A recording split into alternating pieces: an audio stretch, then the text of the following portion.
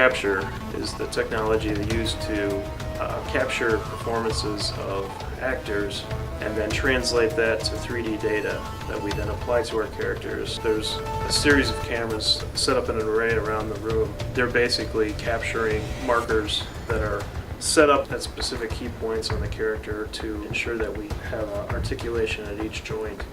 That data is captured with infrared cameras that reflect back the information to the cameras, and then that data is triangulated.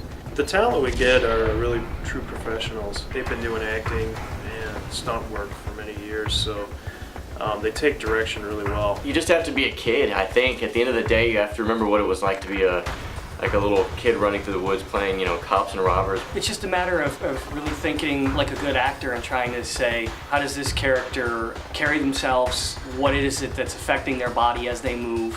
And just trying to visualize yourself in a different set of bones and different skin. Forgetting what you look like, I think, is one of the greatest challenges that any actor for motion capture has, because basically they're just using your skeleton or your joints, and they're superimposing another character that probably looks nothing like you whatsoever. But I think once you see what the character looks like with your movements, that's a really big step for any motion capture actor to just realize that it's not you at all. So basically I give them an insight into the character that they're performing, give them a little background on who the character is, what the character means to the game. And a lot of times we just let talent perform impromptu and kind of freestyle a little bit.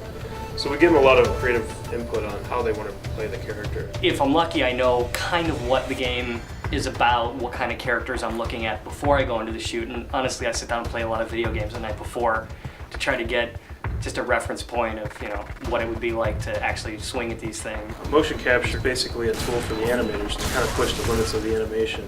It gives us the fidelity, we get the subtleties of the motion.